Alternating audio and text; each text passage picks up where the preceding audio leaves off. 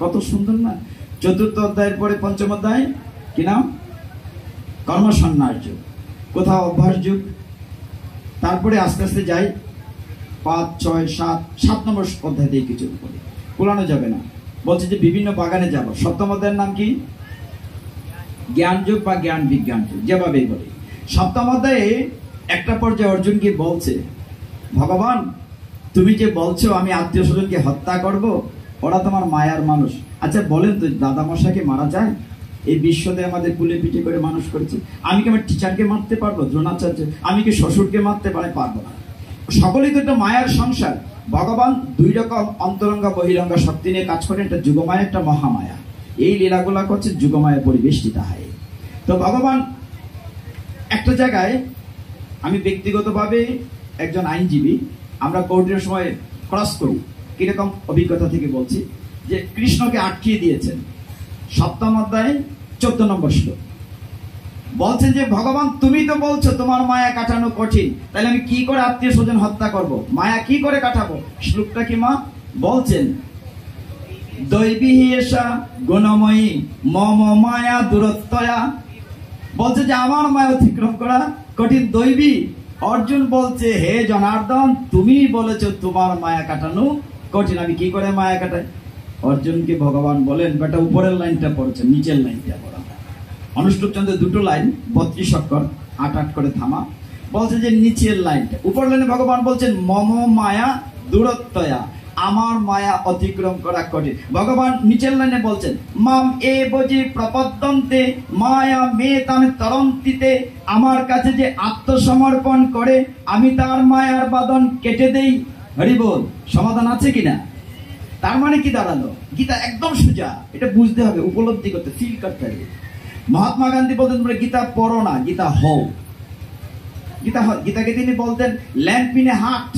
The Gita is a lamp in a heart. Gita হচ্ছে গরিবের ঘরের প্রদীপের আলো। গীতা হও তোমরা।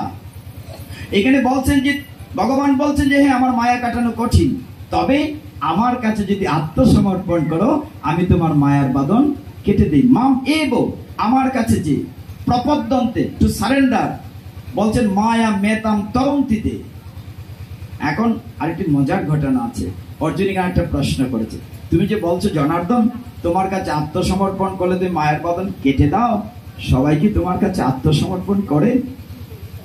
এই আসরে অনেকেই আছে আমরা আত্মসমর্পণ করি না, কথা বলার জন্য বলি, বলার জন্য হাত তুলি, পড়েই আর বলি না।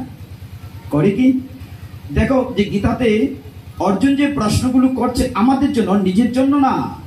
সে বারবার কৃষ্ণকে দুগ্ধ দোহনের জন্য বাছর রূপে গুঁতো দিচ্ছে বানে, কেন? তার নিজের জন্য, জগৎবাসীর জন্য। অর্জুন বলছে হে জনার্দন তুমি বলেছো আত্মসমর্পণ করলে মায়ার বাঁধন কেটে দেও, কিন্তু সবাইকে আত্মসমর্পণ করে? বলছে না, 4 প্রকার লোক আমার কাছে আত্মসমর্পণ। এর মধ্যে 4 প্রকার আমরাও আছি, কেউ না কেউ আছে, এই সমাজে এখনো আছি। সেই দাপর যুগে নয় শুধু। ভগবান এই অধ্যায়ের 15 নম্বর শ্লোকে তারপরেরটা 14 পরেই বলেছেন, কি বলেছেন? নমাম, মনে আছে? নমাম দুষ্কৃতি ন মূঢ়াহ প্রপদ্যন্তে নরাদমাহ মায়ায় অপরিত জ্ঞানম আসুরম ভাবম আশ্রিতাহ। 4 প্রকার লোক আত্মসমর্পণ করে না। কে কে? যার যে অসুরের মতো, যার ভাবটি, যে নরাধম, যে মূঢ় মানে মূর্খ, যে বলছে মায়ায় অপরিত জ্ঞানম, যার জ্ঞানটি মায়া দ্বারা অপরিত হয়েছে। এইটা বাস্তব 2টো উদাহরণ বলি, বুঝতে সুবিধা হবে। গীতার প্রত্যেকটা শ্লোকের সাথে সুন্দর সুন্দর গল্প আছে, একেবারে শাশ্বত, কিন্তু এতগুলো 2 ঘন্টায় বলা কঠিন ব্যাপার। মাঝে মধ্যে 1-2টো বলছি। এখানে বলছেন ভগবান যে 4 প্রকার লোক, যেমন মূঢ়া বলছেন, মূঢ়া মানে মূর্খ। মায়া অপরিত জ্ঞানম, যার জ্ঞানটি মায়া দ্বারা অপরিত হয়েছে, হাইজেক্ট মাই মায়া। কেমন? অনেক ছেলে মেয়ে আছে লেখাপড়া করতে করতে MA PhD করেছে, করে বলছে আরে ভগবান বলে কিচ্ছু নাই, নাস্তিক হয়ে গেছে। আমাদের 4-5 আসে, এটিকে বলে মায়া অপরিত জ্ঞানম। একটা বাস্তব অভিজ্ঞতা বলি। এক জায়গায় গিয়েছি পাঠে, এই 5-7 হাজার মানুষ হবে, জিন্সের প্যান্ট পরা এক ভদ্রলোক, I think so he is literate person. তো উনি এসে আমাকে বলেন, হ্যাঁ আপনারা তো সারাদিন ভগবান ভগবান নিয়ে থাকেন, গীতা ভাগবত নিয়ে থাকেন, আরে ভগবান আছে নাকি? সাংঘাতিক প্রশ্ন। ভগবান আছে মানে তার জ্ঞানটি মায়া দ্বারা অপরিত। আপনি ভগবান দেখাতে পারেন, প্রমাণ করতে পারেন? আবার দেখাতে পারবো না, কারণ দেখার মতো আপনার চোখ নাই। ধৃতরাষ্ট্র দেখতে পারে না, দেখার মতো আমরা চুপ নাই, তবে প্রমাণ করতে পারবো 2 মিনিটে ভগবান আছেন। বলে তাই নাকি, প্রমাণ করান, চ্যালেঞ্জ। আমি ঠিক আছে, আপনার জন্ম তারিখ কত? যেমন এখানে আমরা যারা আছি সকলের ভোটার কার্ড অথবা বার্থ সার্টিফিকেট, আমি দেখি আপনার জন্ম তারিখ কত? উনি বলেন হ্যাঁ জন্ম তারিখ জানি তো। বলে কোথায় থাকে জন্ম তারিখ? বলে জন্ম তারিখ বার্থ সার্টিফিকেটে থাকে, এনআইডিতে থাকে। আচ্ছা ভালো, খুব খুশি কথা। আপনার মৃত্যু তারিখ কত? বলে সেটা তো জানি না। বলে জানবেন না কেন, আপনারা শিক্ষিত লোক। মৃত্যু তারিখ কত? বলেন মৃত্যু তারিখ বলতে হবে আজকে। রাগ করলে মানুষ সত্য কথা বলে, তাকে রাগালাম। বলে যে বলেন মৃত্যু তারিখ কত? মৃত্যু তারিখ কোথায় থাকে? আপনি বলছেন জন্ম তারিখ থাকে বার্থ সার্টিফিকেটে, জাতীয় পরিচয় পত্রে। মৃত্যু তারিখ কোথায় থাকে? কর্ম সেটা জানেন না, মৃত্যু তারিখ থাকে উপরওয়ালার কাছে। বলে উপরওয়ালা বলে একজন আছে। আমি বলি নাই কিন্তু ভগবান আছেন, প্রমাণ আপনি করলেন। তখন ভদ্রলোক বললেন এইভাবে তো কখনো চিন্তা করিনি।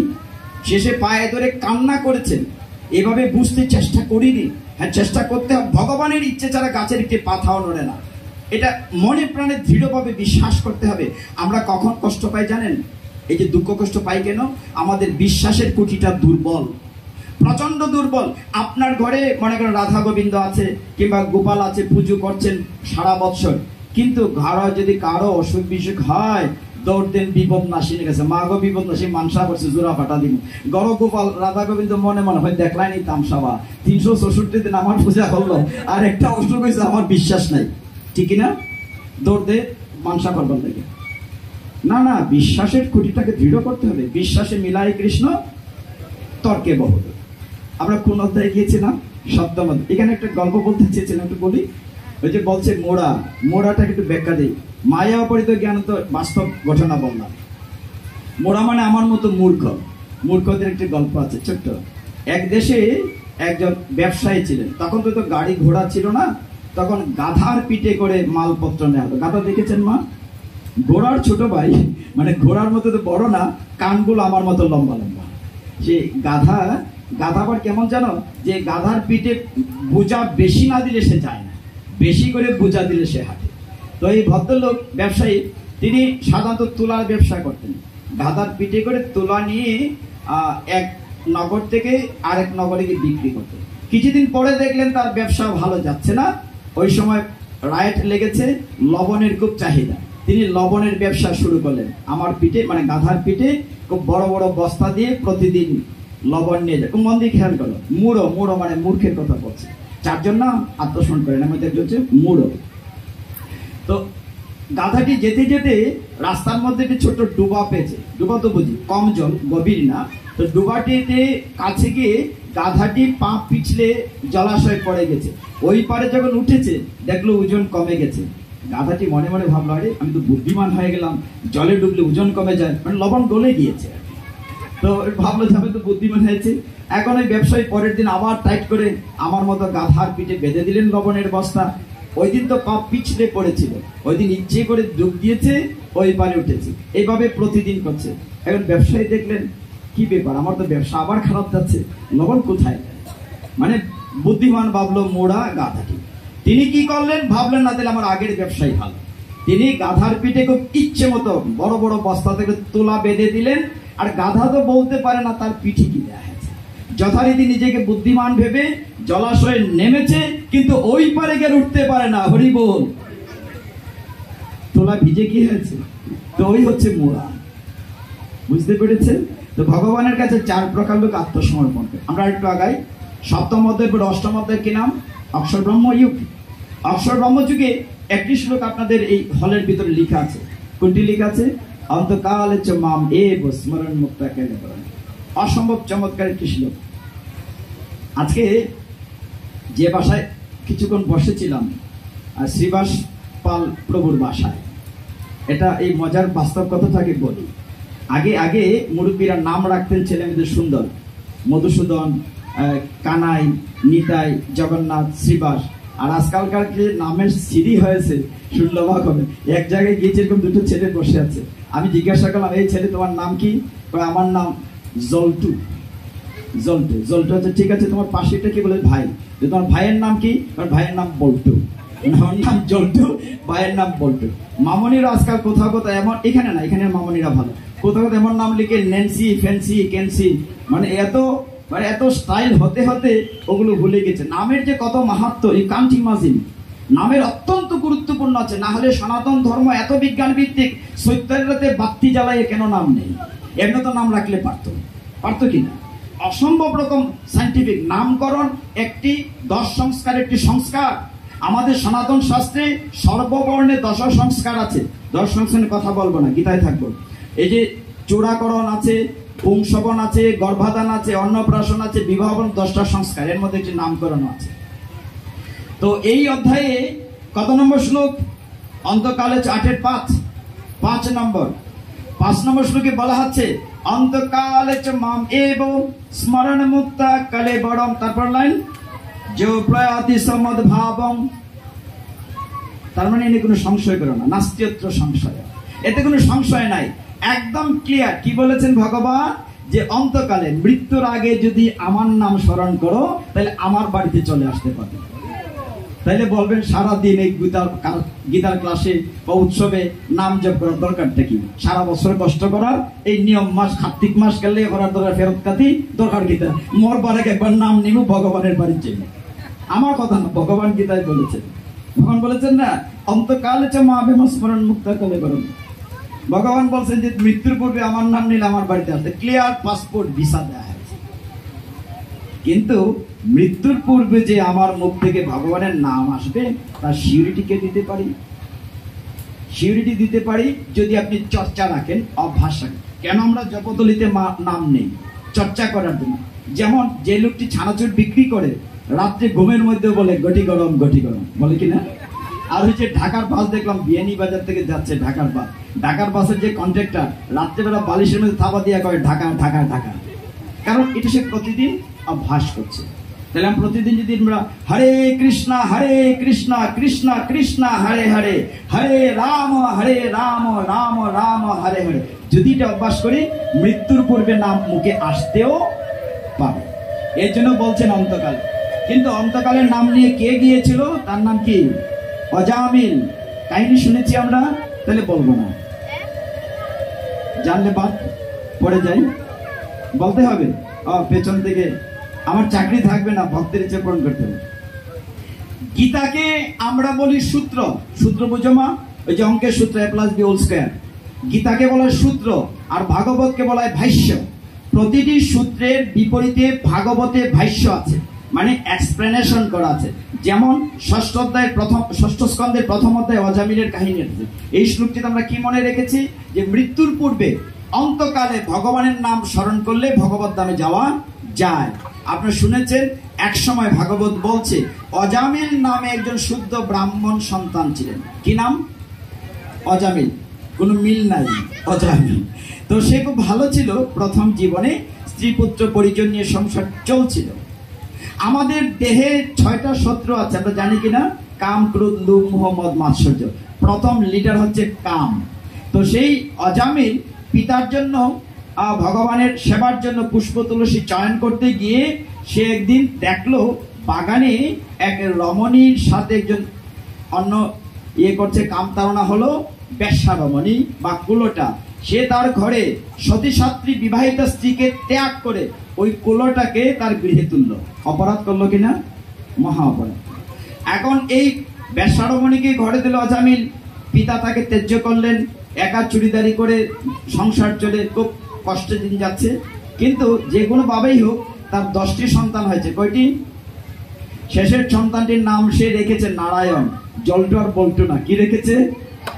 জুড়ে বলি না, কি রেখেছে? না, আরে নারায়ণ বলে আপনার মুখ শুদ্ধ হবে, লাভ আপনারই হবে। কি নাম রেখেছে? নারায়ণ। নারায়ণ কে বলে বলি ঘুরে বেড়ায়? নারদমণি। নারায়ণ নারায়ণ। আজকে নারদমণির গল্প বলা যাবে না, সময় নাই।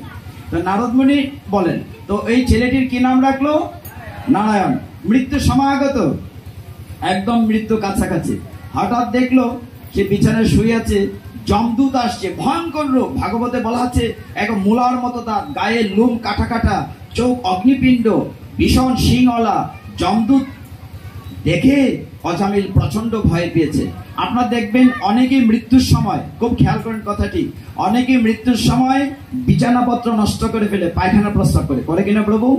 যমদূতকে তার সামনে দেখা যায়, ভয় পায়, সারা জীবন কি করলাম, এই যে দুর্লভ মনুষ্য জন্ম পেয়ে কি করলাম, এই যে ছোট্ট ছেলে মেয়েরা গীতা শিক্ষা করছে, এটা তাদের সারা জীবনের পুঁজি, ওইটা পরীক্ষা পাশের জন্য নয়, সারা জীবনের পুঁজি। ও বংশ পরম্পরায় তাদের ঘরে যখন সন্তান আসবে তারাও তার কাছ থেকে শিখবে, এটা অত্যন্ত গুরুত্বপূর্ণ বিষয়। তো ওর ছোট ছেলেটির নাম কি রেখেছিল? নারায়ণ।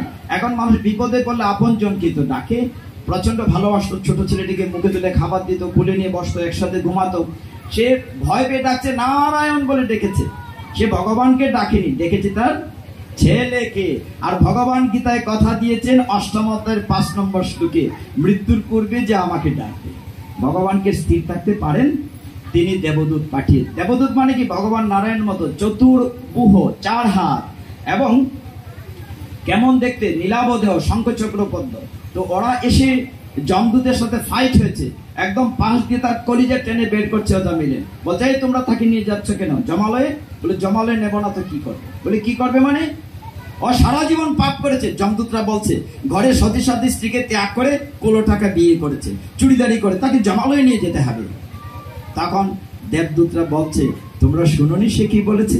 মৃত্যুর পূর্বে নারায়ণ বলেছে, অতএব তার উপরে তোমাদের কোনো অধিকার নেই। কারণ গীতায় ভগবান কমিটেড টু আস, তিনি আমাদেরকে কথা দিয়েছেন অন্তকালে চ মামেব স্মরণ মুক্তাকালে। যথারীতি তার এই এই এই এই বেলা তার মৃত্যু থেকে বেঁচে গিয়েছে, মরেনি।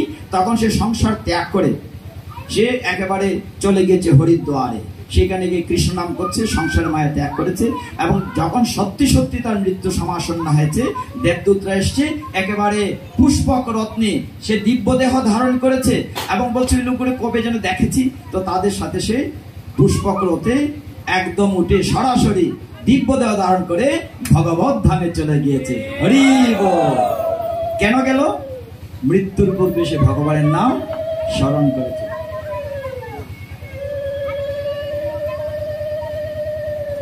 এই অধ্যায়ের তারপরে শ্লোকটা কি? ইয়াম ইয়াম বেপি স্মরণ ভাবম তেজন্তে কালে বরম। তারপরে কি যেন? ততং এভহিত কেউ সদা তদ্ভাবং ভাবিত। মানে এর পরের শ্লোকটা অক্ষর ব্রহ্মযোগে বলা আছে যে যে দেহ রাখার সময় যে ভাব নিয়ে দেহ ত্যাগ করে পরবর্তী জন্মে সে দেহ পায়। এটার অনেক লম্বা কাহিনী বলবো না, আপনার সবাই জানেন। রাজা ভরত হরিণের কথা চিন্তা করে করে দেহ রেখেছিল, পরের জন্মে হরিণ রূপে জন্ম, সেটা শ্রীমদ ভাগবতমের ৫ম স্কন্ধে চমৎকার ভাবে আছে। আমি রাজা ভরতের কথা বলছি না, মাত্র ৮ অধ্যায় এসেছি, শেষ লাভ দেব।